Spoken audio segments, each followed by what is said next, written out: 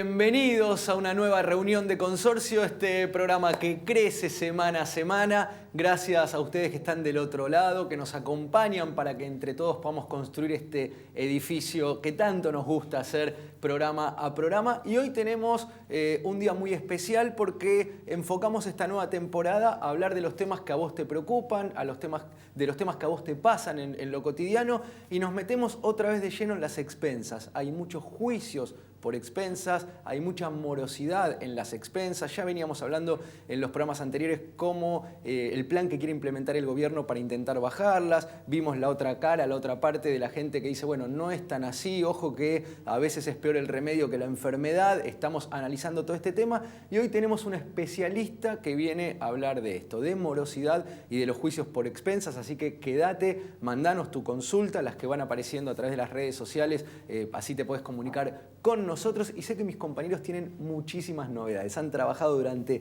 toda la semana, así que los saludo. Judith, hola, Jorge, Eduardo, Gaby, ¿cómo andan? Arranco por Judith, que tenía un tema que no me lo quiso contar. Dice, tengo algo que pasó en la semana que se los voy a contar. Tengo una cierta preocupación. No podemos hablar de una modalidad, pero sí de una tendencia que se empieza a observar, que es en el caso de algunos consorcistas que tienen afectaciones en sus propiedades de tipo consorcial, podemos llamar una humedad en el techo, y que a sabiendas de que esto es responsabilidad del consorcio repararlo, empiezan a tener alguna conducta evasiva o dilatoria en permitir que entren los contratistas a reparar, y luego de un tiempo razonable tienen un reclamo excesivo a lo que hubiera sido naturalmente esa pequeña reparación. Ya no solo porque esa mancha de humedad se extendió, sino porque empiezan a incorporar en el reclamo otros rubros, como por ejemplo el daño moral. Entonces digo, ¿qué exposición que tienen los vecinos cuando estas situaciones no son bien llevadas por el administrador? Que por ahí, pecando un poco de buena fe, duerme esta situación y no la documenta de manera correcta originariamente, y después estamos frente a un reclamo bastante complicado. O sea, pensando de buena fe, puede ser desidia o puede ser que no lo hizo. Pensando de mala fe, ¿qué crees que hay atrás? ¿Que quieren ir por más? Digo, que puede haber algún ánimo lucrativo, que puede ser alguna maniobra, una maquinaria judicial que se empieza a visualizar para de un pequeño reclamo de tipo consorcial poder generar una bola de nieve un poco mayor y tomar algún rédito de esta pequeña situación. ¿Y esto es con la complicidad del vecino que sufre esa mancha de humedad en este caso, o el vecino ni está enterado de todo esto? Claro, yo creo que es desde las sombras incluso de los vecinos. Bueno, para estar atentos. Es preocupante, entonces, sí. Bueno, pero ¿la justicia le da curso a ese tipo de reclamos?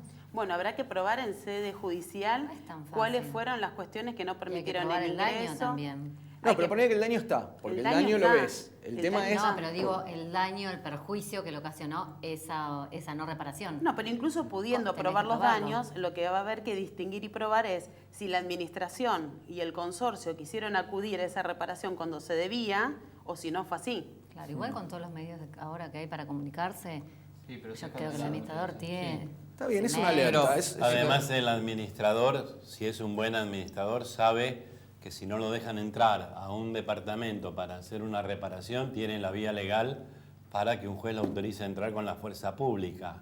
Sí. Si el administrador no lo hace, pudiendo hacerlo, y bueno, yo creo que ya empieza a haber algún tipo de responsabilidad o de una actuación no demasiado buena del administrador. Es que hay que diferenciar cuando ese problema está en una unidad o cuando el problema está en la unidad y hay otro afectado. Claro. Cuando es otro el afectado, por lo general se reciben en la administración varios llamados que motivan el ingreso. Claro. Ahora, cuando ese problema está solo en una unidad y ese propio particular no permite el ingreso de manera sistemática, podemos ver este tipo de maniobra en principio que llevaría a generar un rédito mayor que la simple reparación de ese problema. El consejo base sería empezar a documentar desde el momento en que se recibe la denuncia de un problema, en qué momento se mandó, y si no hay un ingreso, bueno, de alguna manera dejarlo asentado. El secreto es que el administrador deje de manera documentada constancia de su voluntad y puesta a disposición de los recursos para la solución. Perfecto, y está planteado el tema, a ver, todavía no es que está pasando o que es un problema, pero vos ya detectaste que está empezando a ocurrir, así que si te pasa del otro lado, si ves que hay algo parecido, avísanos y ya estamos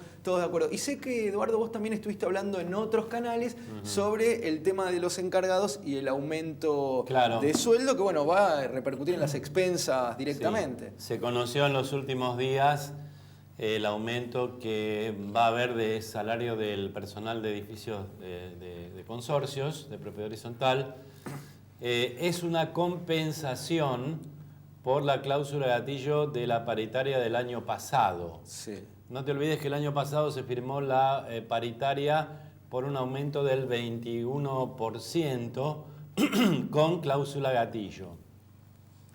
La inflación del año pasado fue del 24.8%. Quedaron 3,8 puntos sin cubrir. Entonces, se volvió a juntar la paritaria, por un lado el SUTER, por el otro lado el Ministerio de Trabajo, por el otro lado la NADA, y firmaron el aumento del 4%, compensando la diferencia entre lo que se firmó de aumento del año pasado y la verdadera inflación. Eso entonces, se va a pagar 2% enero, 2% febrero, se va a pagar en marzo. El aumento no va a ser demasiado alto en las expensas. Claro, esto está bueno decirlo. No va a ser demasiado alto. Lo que sí va a ser alto en las expensas es cuando se firme la paritaria de este año. Cuando se reúnan para ver qué le van a dar de aumento a los encargados, ahí sí se va a sentir más en las expensas. De todas maneras, a mí me encanta que la gente gane dinero con su trabajo, me encanta que los encargados ganen dinero con su trabajo. Digo bien, con su trabajo, no con el curro de no hacer nada o de estar en el departamento o de tener 70, 80 horas extraordinarias por mes que no cumplen y después se la reparten entre el mal encargado y el mal administrador. No, que ganen dinero con su trabajo. Tener un buen encargado en un edificio es lo mejor que te puede pasar. Tal cual. Tener un mal encargado en un edificio es lo peor. Sí. Y me corrijo, Eduardo, entonces no es un aumento a los encargados, sino un ajuste de lo que se había acordado el año pasado. Es cumplir con lo que se había acordado. No es que le están dando nada que no correspondiera, claro. Así lo decimos de manera correcta. Ahora nos vamos a un corte, el tema ya está planteado. Expensas, morosidad, juicios por no pago de expensas, todo esto y mucho más en Reunión de Consorcios. Ya venimos.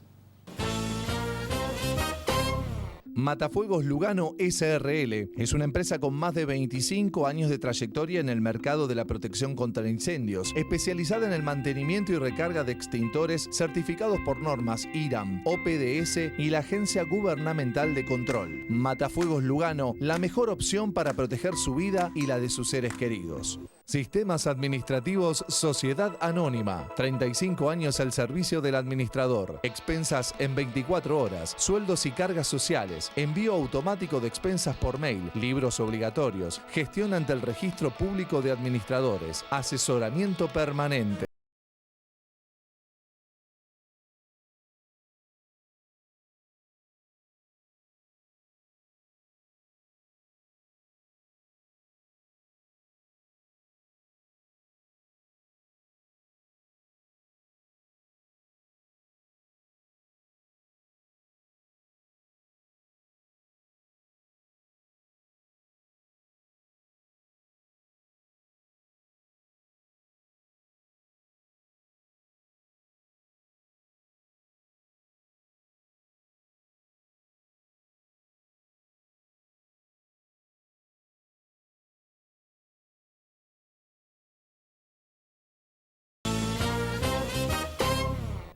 Seguimos aquí en Reunión de Consorcio. Bueno, y el tema de las expensas y de la morosidad nos preocupa y nos ocupa. Por eso en el programa de hoy hemos invitado a un especialista, al doctor Ernesto Darío Buliorsky. ¿Qué tal? ¿Cómo está, doctor? Es abogado experto en este tema de morosidad y juicios por expensas. Y lo primero que le pregunto así rápido es, ¿preocupa la cantidad de morosos? Teníamos una cifra de aproximadamente 600.000 morosos en la ciudad de Buenos Aires y que va incrementando. ¿Es así? Bueno, la cifra, por supuesto, de ser así, preocupa, es mucha.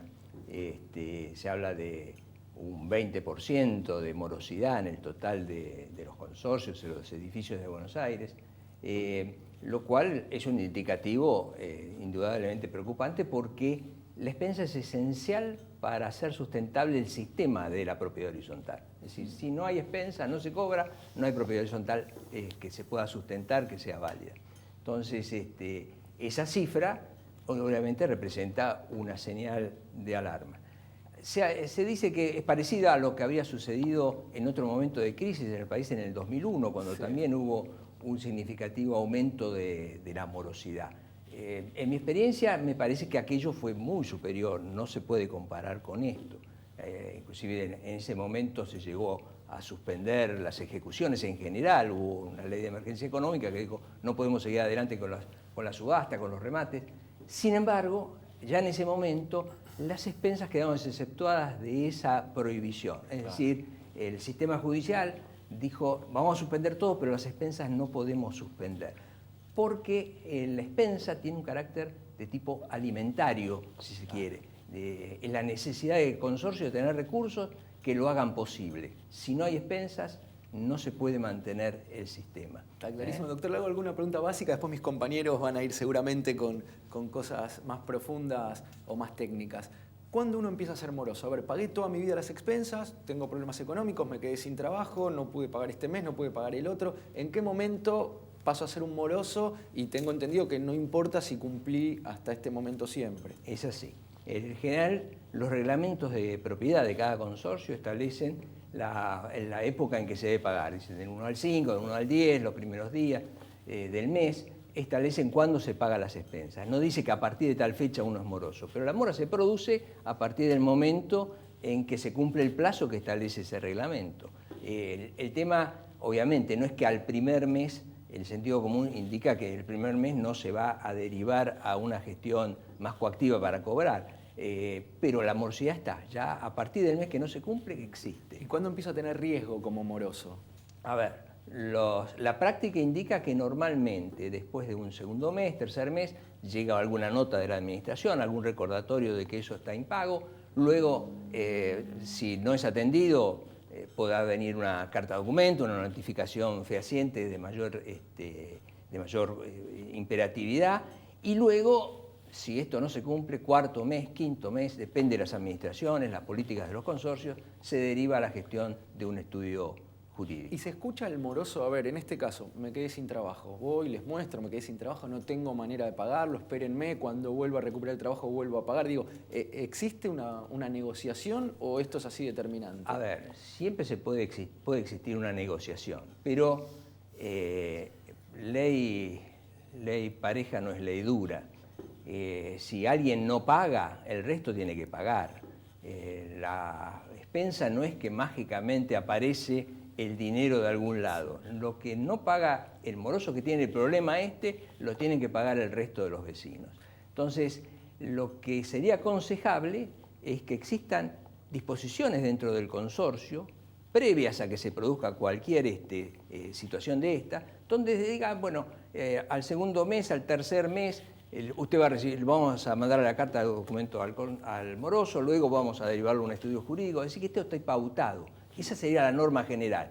Si luego alguien plantea una situación de excepción, puede ser el fallecimiento de alguien, puede ser la pérdida de un trabajo, no sé, la situación que sea, bueno, será cuestión de que los vecinos estén dispuestos a solventar a ese moroso. Claro. Pero esta es una decisión que no la puede tomar el administrador y decidir por el dinero de los demás, porque los que pagan son los propietarios. Y este paso que hablamos es igual en todo el país, digo, pues nos ven mucho del interior. Hablábamos de la cifra de morosos en la ciudad de Buenos Aires, pero imagino que esto pasa en todo el país. Generalmente sí, esto es lo que sucede en Capital es un reflejo de lo que pasa en el resto del país, ¿no es cierto? Esto, si bien en Capital a veces tiene determinados tipos de aditamentos especiales, como la incidencia que tiene en los aumentos que hablaba hace un rato en la introducción, el tema de los encargados y el sueldo, bueno, esto es algo que es local, es lo que se trata en la paritaria de la Ciudad de Buenos Aires, que replican en el resto del país también. Luego los servicios que han aumentado tanto en la capital,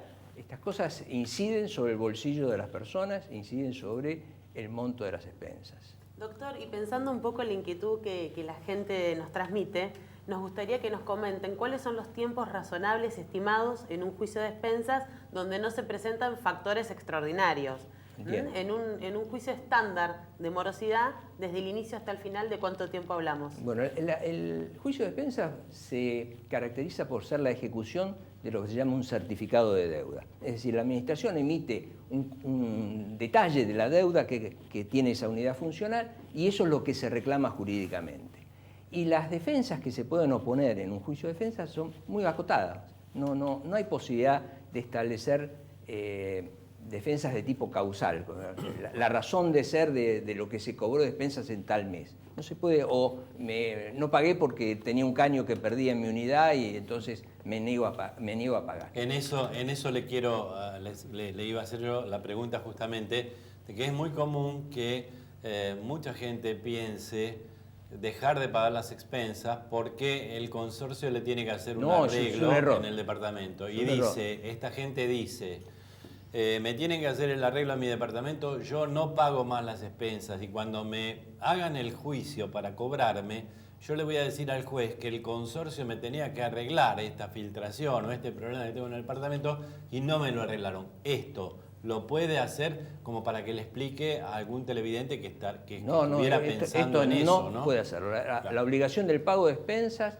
es una obligación que tiene autonomía distinta a la situación que pueda tener ese consorcista respecto a un reclamo que tenga que hacerle al consorcio. Son reclamos diferentes, no se pueden mezclar. El peor consejo, la peor actitud sería no pagar las expensas, en un caso como el que usted plantea. Sí, a veces suena muy injusto, te digo, claro, por los reclamos que nos llegan. Judicialmente, ¿Perdón? Cuando las consignan judicialmente, porque a veces pasa que las consignan judicialmente para cubrirse de esto de...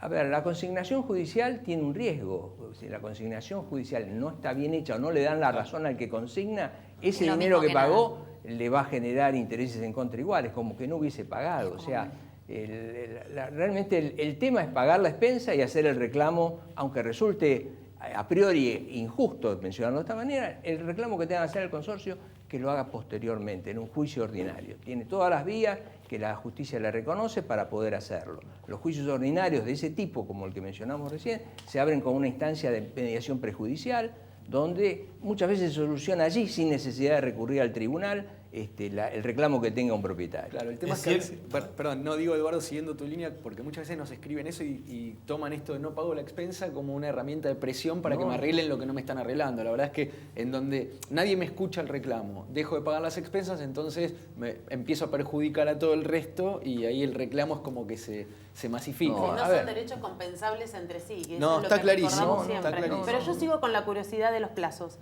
Vamos entonces, la curiosidad de los plazos.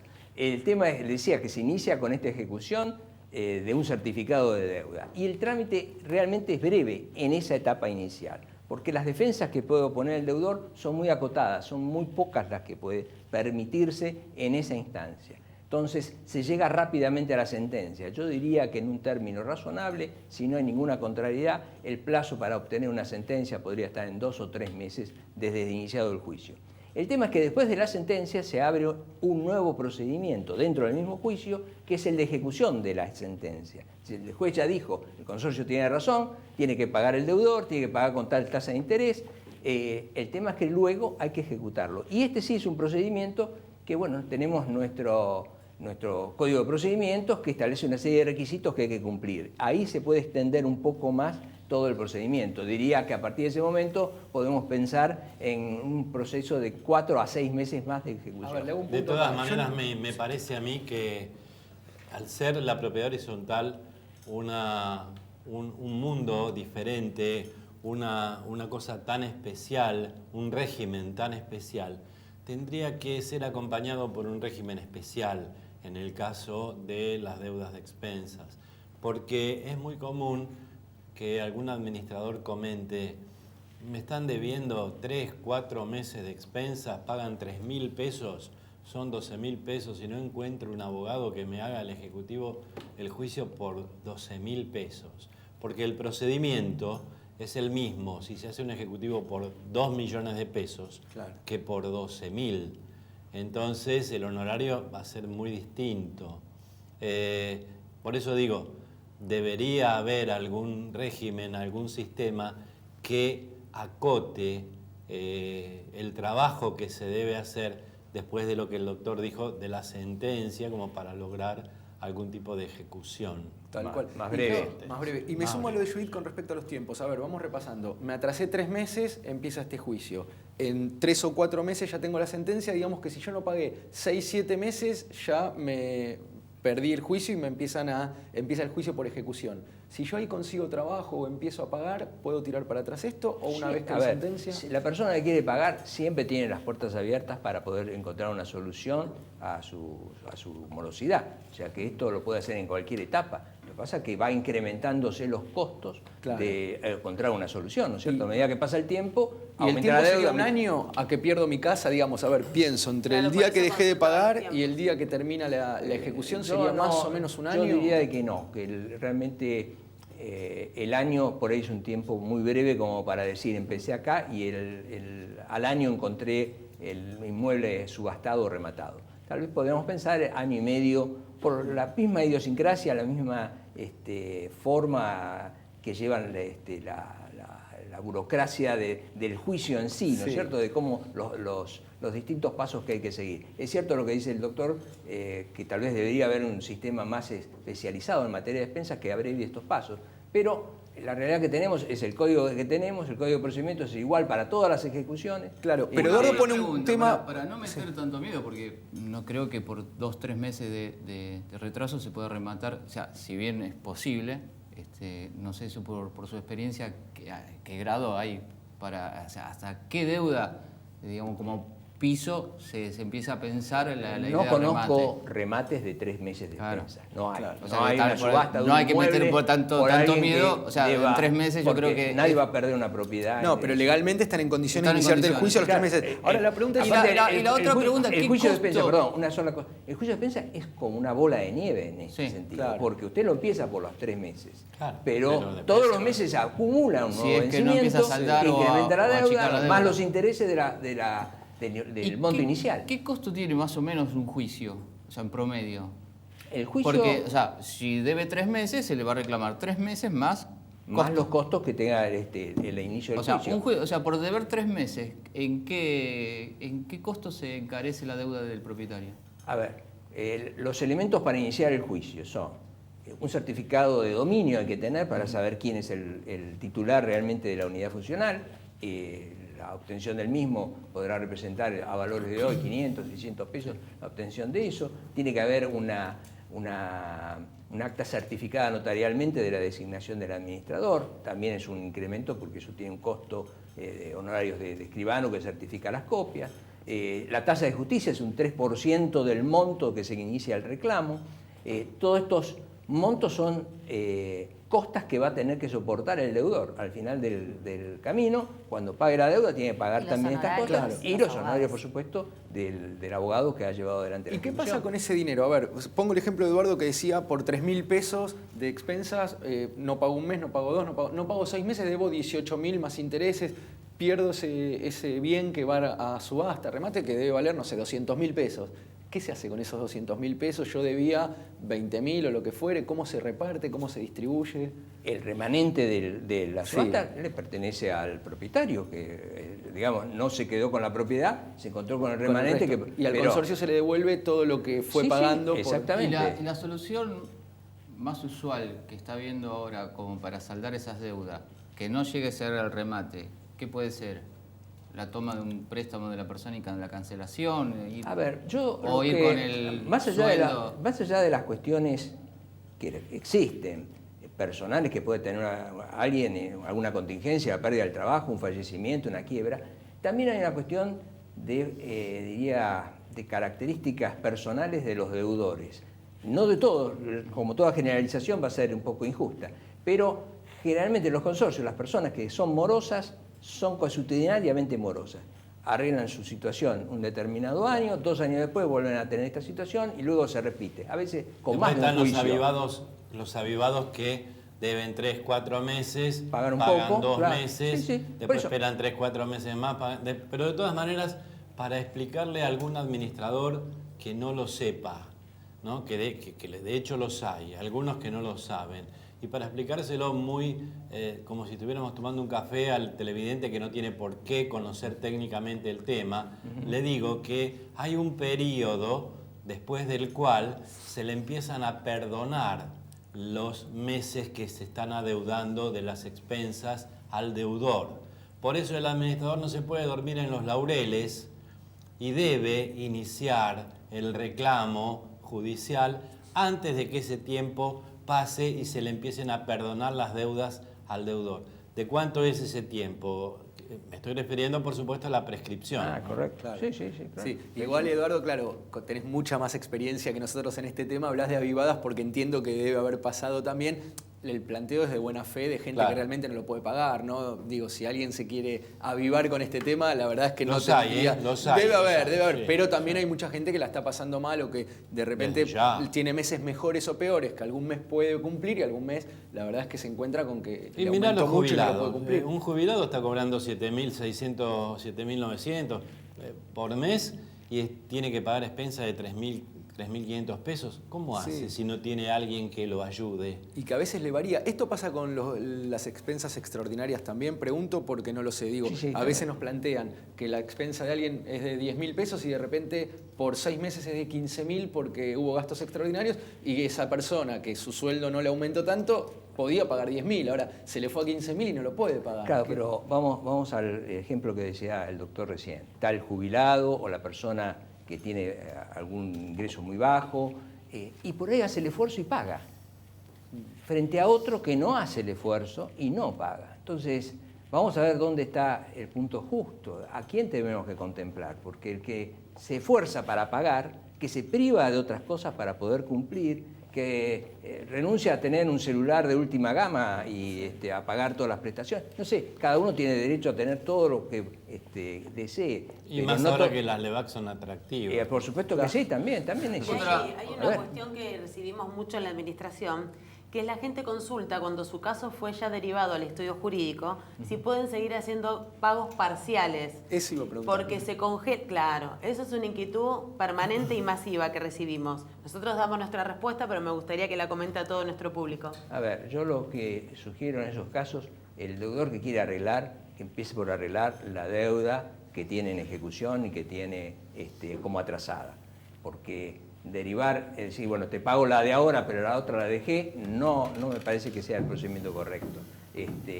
Los pagos que se hacen estando vigente una deuda histórica son a cuenta de la deuda histórica. Claro. No tienen características de cancelación de la deuda actual. Pero sin ir a lo histórico, a ver, planteo el día a día, ¿sí? Sí. Me acabo de quedar sin trabajo, yo siempre pagué, siempre cumplí, mi expensa más o menos era de, o no me quedé sin trabajo, tengo el mismo trabajo siempre, pagaba 5.000 de expensas, se me fue 8.000. La verdad que no tengo 8.000, 5.000 apretándome llegaba. Puedo pagar 5.500, no puedo pagar 8.000. ¿Puedo hacer eso para Yo diría no de que sí, caer que se acerque a la administración. Si tenemos que pagar 8.000, tiene 5.500, seguramente que lo van a escuchar porque por lo menos se está mostrando voluntad de pago. Lo que no puede hacer es pensar que esa situación la puede prolongar en el tiempo. Y hasta que pueda pagar los 8.000, la verdad que le miento si le digo cuándo, no sé. Por supuesto que sí, pero los 3.000 o 2.500 que usted no paga, lo Pero están acá entro pagando como sus moroso. vecinos. No, lo entiendo, pero digo, acá la ley es la misma, a los 3 meses entro como moroso y aunque esté pagando parte, un porcentaje, Es que sea hay el que 50, comprender sea el... algo, Dami, no son los 3 meses en cuanto al tiempo, sino es el equivalente a 3 meses de expensa. Claro. Ah, está ¿Sí? bien. Entonces, O sea, ahí no tardaría no un poco lo más. miremos Claro. con el calendario, sino con la calculadora. Claro. Ernesto, exactamente. a ver si estoy Sí. un poco errado en lo que le voy a comentar ahora. A ver. Muchas veces yo le he dicho, lo reconozco públicamente, le he dicho a algunos clientes, espere que le hagan el juicio y pague en juicio. ¿Por qué le he dicho esto? Porque me han venido a consultar personas que dicen, en el edificio donde vivo, el interés que cobra el administrador porque lo decidió el consorcio en asamblea es del 10% mensual. Y yo quiero arreglar la deuda que tengo, que no tenía trabajo, como decía hace un ratito Damián, ahora lo conseguí, quiero arreglar, quiero pagar, pero me quieren cobrar el 10% mensual de intereses. Esto, en mi modesto saber y entender, es usurario. Entonces, le digo a la gente, un juez va a admitir un interés como máximo del 2,5% mensual, 3% mensual. Traten de arreglar con ese interés y no con el 10% usurario que le quiere cobrar el administrador por indicación del consorcio muchas veces.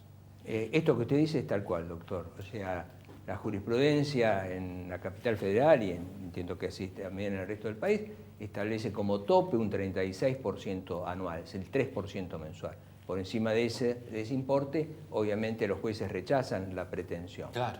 Pero ocurre lo siguiente, puede suceder que el deudor diga, no tengo toda la plata para pagar el juicio, necesito que me financien. Es decir, la deuda es 10.000, puedo pagar 1.000 por mes. Y en este caso, la sentencia lo que dice, pague la deuda con tal tasa de interés, pero toda la deuda, no dice cómo se financia. Entonces puede ser que en ese caso la administración o el consorcio le diga, así como no, lo financiamos, pero a la tasa que decimos nosotros. Claro. Doctor, ¿se queda un ratito más con nosotros? Sí, como no, con todo gusto. Y seguimos con las consultas que nos van mandando ustedes desde sus casas también, alguna inquietud más que nos haya quedado aquí en el panel, así que quédate ahí que ya venimos con más reunión de consorcio.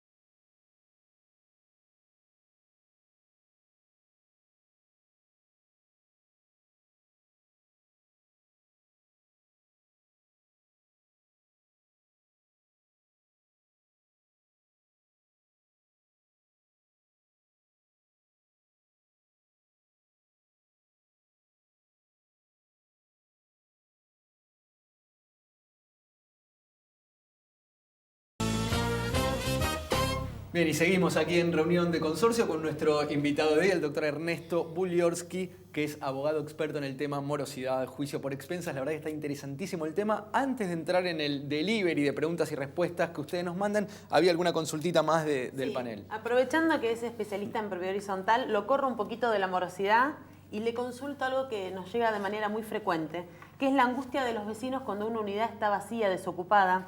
En la administración nunca se acercó nadie a presentarse como titular y por algún motivo hay que entrar a hacer reparaciones urgentes.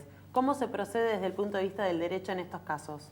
Bueno, hay una herramienta jurídica que trae ya el Código de Procedimientos hace mucho tiempo, por el cual se prevé no solamente el caso del desocupado, sino que haya alguien ocupado y que se niegue a permitir el ingreso, tanto para una situación como para la otra. Uno puede acudir a la justicia, que es lo que debe hacer, ir al juez, exponer el motivo y las razones por las cuales se quiere ingresar. Eso requiere una suerte de dictamen o documento, que puede ser por un maestro mayor de obra, un arquitecto, el plomero, alguien que dice, acá tenemos en tal unidad un problema de filtraciones que estimo que provienen de tal lugar y es necesario para que esta situación sea solucionada, ingresar. ¿Sí? En urgencias, pensé. Urgencia. No, uno tiene que ir con los elementos para que el juez tenga conocimiento de cuál es la urgencia. Claro. Tiene que haber un aval técnico que diga cuál es la urgencia. En base a esto, el juez puede ordenar el mandamiento, un oficial de justicia, un cerrajero, se abre la puerta, se procede a la reparación que haga falta, se cierra y la solución... A ver, se me estaba inundando la casa, digo, ¿cuánto tardamos en hacer esto? Y, a ver, los tiempos de la justicia nunca son lo suficiente para paliar la inundación. Seguramente algo se va a deteriorar en el camino, pero es un procedimiento abreviado, no es un juicio. Claro. Es un procedimiento abreviado, como una medida cautelar. Es algo que el juez puede resolver rápidamente. No es que tenga que escuchar otras partes. Hablamos de horas, días, semanas, hablamos de días y a veces semanas. Pero dicho esto, desterramos el fantasma que sobrevuela en los consorcios, que con 2 propietarios testigos y un cerrajero voluntario podemos ingresar. Es como una fantasía popular. Eso, delito de usurpación, violación de domicilio. En caso de una emergencia, no lo hagan de esa forma. En caso de una emergencia, por ejemplo, de detectarse un escape de gas, que ahí no se puede esperar. Bueno, escape de gas. Directamente si hay un escape de gas, hay que recurrir a la autoridad para que venga a ver qué pasa. A la emergencia, claro. Listo. Pero legalmente también. Pero no se puede ingresar manu militari 2 propietarios o alguien. En el caso de recurrir a esa herramienta judicial, ¿las costas van a ser recargadas a la unidad esa, calculo? Seguramente que sí. Porque ¿sí o no? la situación generó la necesidad de recurrir a a la Después esa justicia y unidad al tendrá que servicio de pagar las abogados. costas.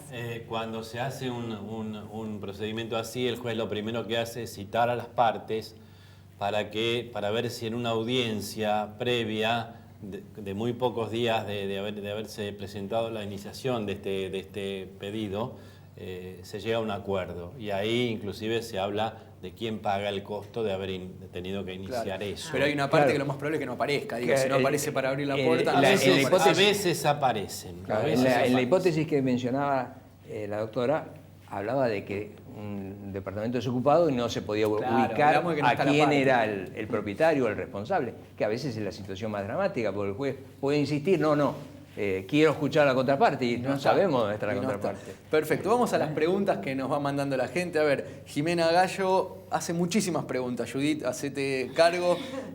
¿Cuál es el quórum necesario para dar por válida una asamblea de remoción del administrador? ¿Cuál es el porcentaje? ¿Querés que vayamos de una y respondiendo o te hago todas? No, vamos con todas y voy a tratar de y vas hacer a- una apretada síntesis de Dale, respuesta. A ver. ¿Cuál es el quórum necesario para dar por válida una asamblea de remoción del administrador? ¿Cuál es el porcentaje sobre los presentes para determinar mayoría en la votación? ¿Se necesitan motivos para remover al administrador? ¿Son causales el mal asesoramiento respecto de la apertura de una cuenta corriente bancaria para el consorcio? ¿El incumplimiento de lo resuelto en las asambleas? ¿El pago de cargas sociales fuera de término sin informar al consorcio con antelación? ¿Falta de control de los deberes y obligaciones del encargado?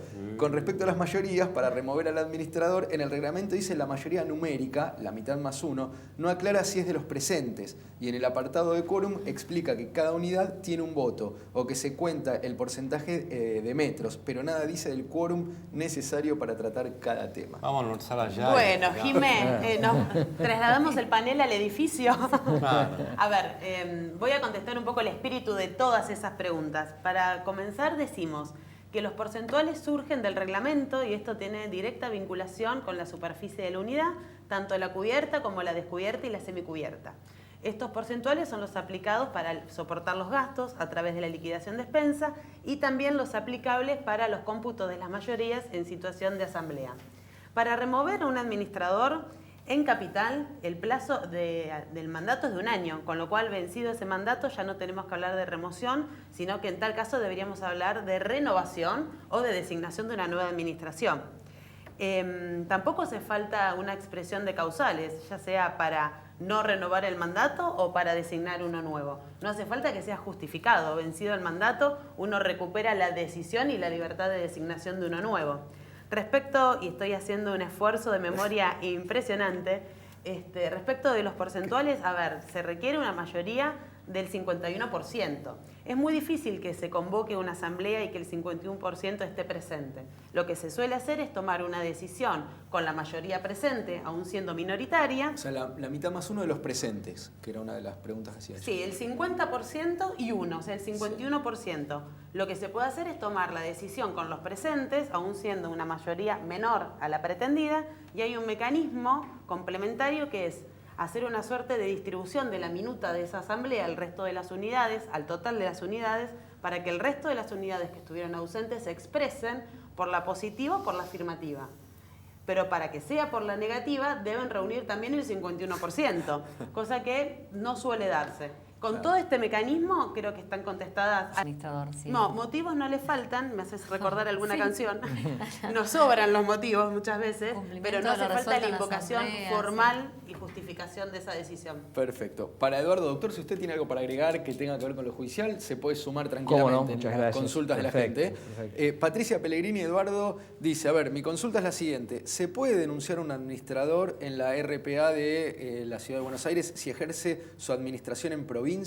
Acá no hay nada, hacen lo que quieren y no pasa nada. En mi edificio no se respetan los porcentuales que figuran en el protocolo notorial. Estamos a punto de iniciar acciones legales, ya que ni con mediaciones comunales ni judiciales pudimos llegar a un arreglo. Tendremos una última judicial en marzo. Ya se fue un administrador cuando estuvimos a punto de iniciar juicio. Respetamos al nuevo y le dimos tiempo y oportunidad de arreglar la situación, pero como la gente que estafa tiene mucho peso por ser un edificio de la colectividad, no es una situación fácil. En su momento esto era exclusivamente de la colectividad, pero con el tiempo se fue abriendo por necesidad más que por voluntad y nunca nos imaginamos, cuando lo compramos, sufrir esta discriminación. Bueno, vamos por parte, porque dice, se puede denunciar al administrador que administra en provincia, pero está inscrito en el RPA, Registro Público de Administradores de la Ciudad de Buenos Aires. El registro tiene jurisdicción en la ciudad de Buenos Aires solamente, no en la provincia de Buenos Aires. Por lo tanto, no se lo va a poder denunciar en el RPA por algo que está llevando a cabo en la provincia de Buenos Aires.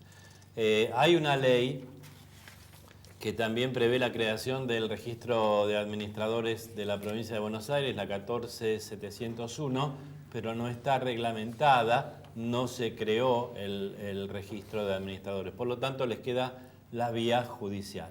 Respecto al tema de la discriminación, este es un asunto que tendría que, si se siente discriminada por algo, denunciarlo en el INADI, y allí en el INADI van a hacer las investigaciones y el procedimiento que corresponda. Después en el medio hablaba de que no se respetan los porcentuales del protocolo notarial. El protocolo notarial será el reglamento de propiedad, para bajarlo al idioma cristiano, como diría un amigo. Se deben respetar los porcentuales. Si se quieren cambiar, hay que hacer una reforma del reglamento de propiedad con el 100% de propietarios que estén de acuerdo.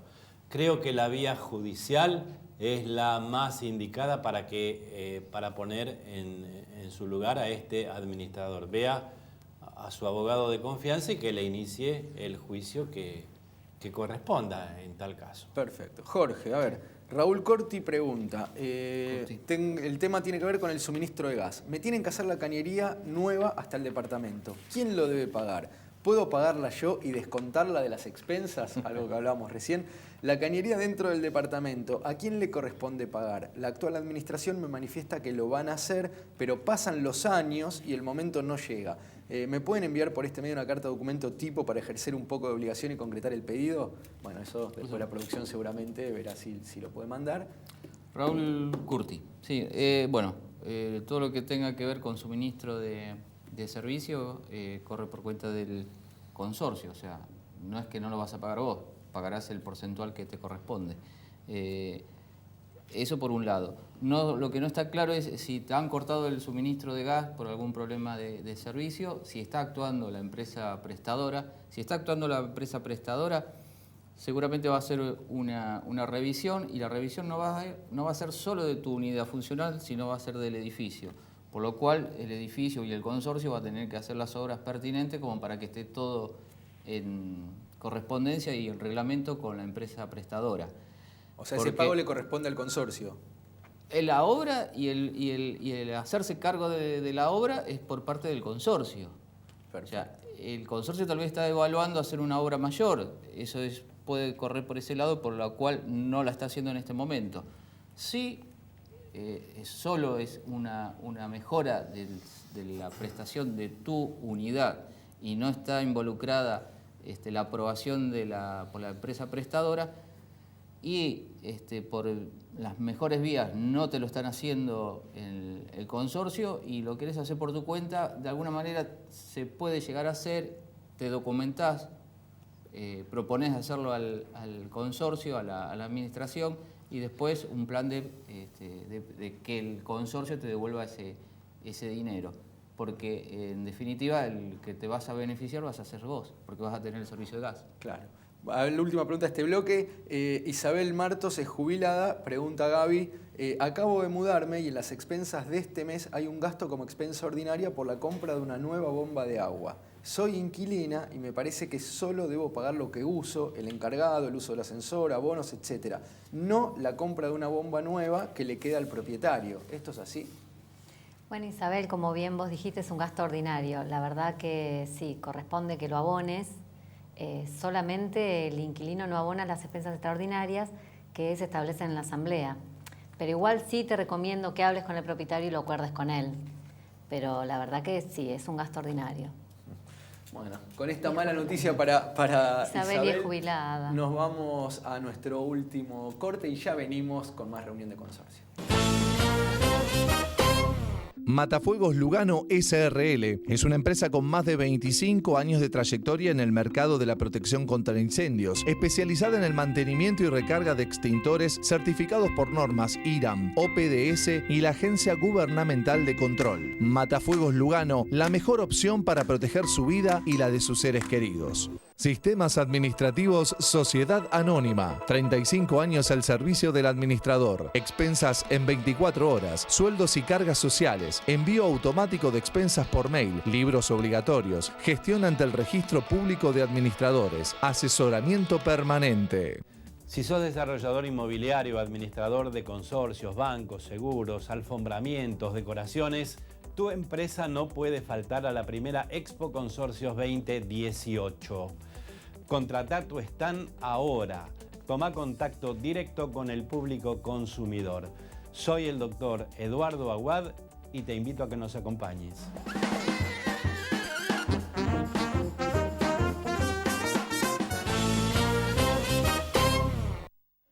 Último bloque de reunión de consorcio y vamos rapidito a ver si podemos meter todas las consultas que nos fueron enviando. Liliana Belmont Judith dice, a ver, les consulto porque en diciembre cambió la administración del consorcio en la calle Manzanares.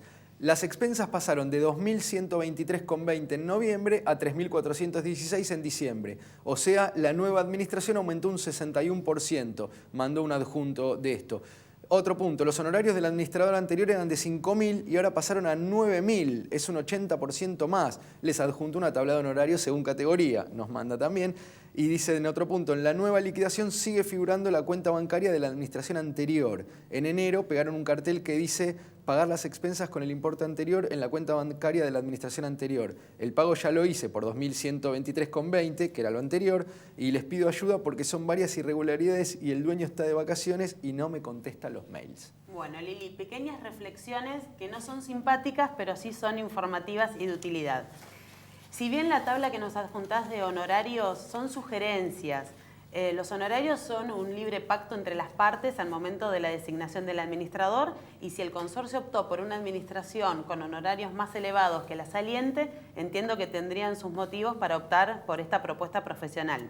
Respecto de la suba de las expensas, mal podría yo opinar, sería irresponsable en el aire hacer un comentario sin poder tenerlas a la vista, porque para decir si el aumento es correcto o no, más allá de que haya un aumento, hay que hacer un análisis serio de los rubros que la componen y ver si esos gastos son razonables, están documentados, son oportunos y acorde a derecho, es una expensa que subió, pero que subió con toda lógica y razón. Claro, muchas veces nos quedamos con el número y claro, no vemos es por una qué. respuesta muy parcial, decir la expensa subió con una connotación negativa. Por ahí subió, pero porque subieron los gastos reales y necesarios de ese consorcio también. Claro. Podemos muchas veces encontrar administraciones salientes que interrumpieron pagos de proveedores por motivo X y la administración entrante de buena fe quiere regularizar todos esos pagos pendientes y de derecho y se ve impactado en las expensas. Claro. Y lo rápido para decir es la administración nueva subió las expensas. Sí y no. Claro. Es una verdad media. Pagabas menos porque tampoco cumplías con todas las obligaciones. Exactamente. Y creo que me queda una partecita pendiente respecto del pago de las expensas, ¿en qué cuenta?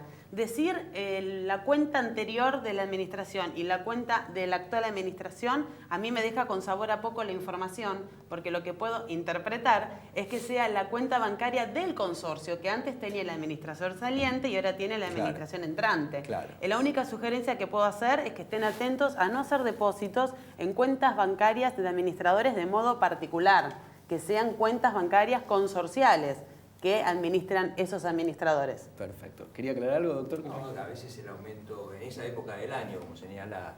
Noviembre-diciembre. Noviembre-diciembre, puede haber una previsión por el tema de los aguinaldos, de personal, de vacaciones, que generalmente impacta de una forma significativa en la liquidación sobre el fin de año. Perfecto. A ver, para Judith también, Susana dice, me fui de vacaciones y aprovecharon mi ausencia para arreglar mal el palier. Según la asamblea, debían cambiar toda la superficie color gris. En cambio, pusieron algo parecido al que había. Queda mal. Quise reunirme con el consejo de propietarios, pero se negaron repetidamente. ¿Debo enviar carta documento? Bueno, aquí justo luce que hay que optar entre vacacionar o tener el hall de entrada que uno quiere. Para hacer una modificación tan sustantiva en la reforma de este hall, de modificar el color que estaba y demás, Esto, el ámbito natural y propicio, es una decisión asamblearia. Yo lo que sugiero que antes de que empiecen a volar de ida y de vuelta cartas documento y reclamos entre los propios vecinos y los consejeros, es que se espere a la oportunidad de la celebración de la próxima asamblea y que se pida como tratamiento la incorporación de este tema para resolver a futuro si se va a hacer una suerte de mantenimiento sobre el color preexistente o si se desea ir por algo innovador, moderno o diferente a lo que tienen, pero siempre recordando que ese tipo de mejoras tan de fondo, con tanta diferencia marcada, son una innovación que requieren mayorías diferenciales. Perfecto. Ana Inés de la Torre le pregunta a Gaby, quiero saber si siendo parte del Consejo de Administración corro el riesgo en la misma medida que el administrador según el Código Civil. Bueno, Ana, en la misma medida que el administrador no, pero sí ciertas responsabilidades. Si sos integrante del Consejo de Propietarios, te recomiendo que leas el inciso B y C principalmente del artículo 2064, que habla precisamente de esto. Pero bueno, igual vamos a extender, a ampliar la pregunta con el doctor Ernesto acá. ¿A qué nivel de responsabilidad tiene este es un el tema Consejo de interesante Propietarios? porque en el anterior código y en la ley 13512 no existía la figura del Consejo de Administración. El Consejo de Administración no estaba legislado en ningún lado. El código lo incorpora como uno de los órganos de la persona jurídica consorcio. Hay Consejo de Administración, pero no es obligatorio que lo haya. También esto es una particularidad. Lo que se buscó de esta forma era una mayor participación de los propietarios en las decisiones del consorcio, o sea, que haya un Consejo de Administración, el reconocimiento del órgano y que estuviera allí. ¿Y qué función le asigna? La de control, el control económico financiero del consorcio. Esa es la responsabilidad que tiene el consejero, la de control. No es lo mismo la responsabilidad que tiene el administrador, que es de gestión. Si el administrador administró mal, cometió una equivocación o un dolo, no sé, la situación que sea, el consejero no es responsable por eso. Sería responsable por no haberlo advertido o no haber hecho la verificación pertinente. Son dos niveles de responsabilidad diferentes. Esto trae que haya mucha gente, Gaby, que dice, en mi consorcio no tenemos consejo de propietarios, como se llama ahora desde el Código Civil y Comercial, sino que somos un consejo en las sombras. Estamos detrás de los telones, controlamos pero no somos consejo. Justamente porque mucha gente cree que de esa manera evita la responsabilidad que le da el hecho de ser. Pero esto da para, en otro programa, hablar de lo que le corresponde, de cuándo el consejo va a responder y cuándo no. Dar un ejemplo de cuándo responde y cuándo no. Hoy tal vez no, porque no tenemos tiempo. Nos quedan 3 minutitos, vamos a tratar de poner las preguntas que queden. A ver, Mili Rey Morales para Eduardo. Desde Concepción del Uruguay, los miro atentamente, les hago 2 consultas puntuales. En el edificio de mi mamá se les dio por pintarlo, obligándola a pagar 7.000 pesos. Mi mamá, que es la dueña, tiene 87 años con una internación domiciliaria y no puede pagar. ¿Recurrimos a un abogado o no paga y listo? Por otro lado, según tengo entendido, en el nuevo Código Civil se permiten animales. Tenemos una perra cachorra que mi mamá extraña y está en otro lado. ¿Podemos traerla de vez en cuando un rato? Porque la amenazan con multarla. El libro de consorcio dice animales no, pero el edificio de al lado, son 2 torres, tiene. La primera parte le digo sí. Andá a ver a un abogado porque el abogado te puede llegar a hacer alguna negociación con el administrador o puede llegar a plantear que para tu mamá es imposible hacer frente a lo que la mayoría decidió, y esto lo prevé también la legislación vigente.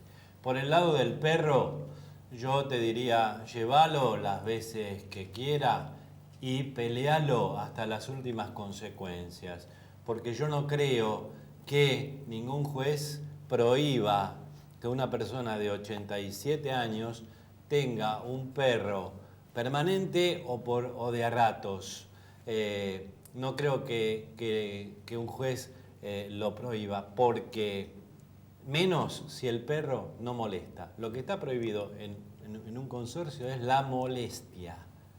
La molestia. Si el perro no molesta y es una persona de 87 años, se puede pelear hasta las últimas consecuencias. Aunque el reglamento diga que no se puede. Aunque el reglamento diga que no se puede. El mismo abogado que vas a llamar para lo otro, contale esto y te lo va a resolver.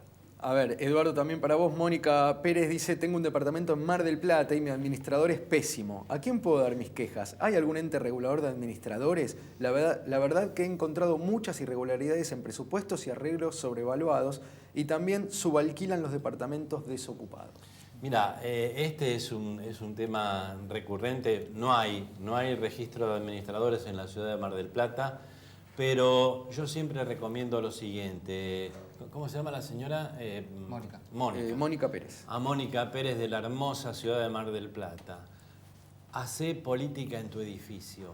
Hacer política significa tocar timbres, decirle a la gente lo que vos advertiste de este mal administrador y decirle, a ver, ¿nos vamos a dejar seguir robando o vamos a ponernos los pantalones de dueño y hacemos lo que nos corresponde de una vez por todas? Esto no te sale un mango de honorario, no le tenés que pagar a nadie. Lo que sí vas a tener trabajo, ir a tocar timbre por timbre. No cartitas, ni papelitos por abajo de la puerta, que es más cómodo. Mirá a tu vecino cara a cara y decirle, ¿nos seguimos robando o lo echamos a este y nombramos a uno honesto y como la gente? Clarísimo. Doctor Ernesto Buliorski, muchísimas gracias por habernos gracias a acompañado ustedes, en el programa de hoy. La verdad es que lo vamos a citar seguramente en otra oportunidad porque lamentablemente el tema de la morosidad y los juicios por expensas están creciendo y preocupan. Obviamente. Así que es un tema que nos vamos a estar ocupando seguramente a lo largo de todo el año. Y bueno, nos despedimos entonces. Gracias chicos por haber participado una vez más. Excelente este lujo de panel que tenemos. Nos despedimos hasta la semana que viene. Yo creo que voy a estar de vacaciones, pero bueno, los dejo en muy buenas manos. Así que vengan el próximo sábado, el próximo fin de semana con más reunión de consorcio.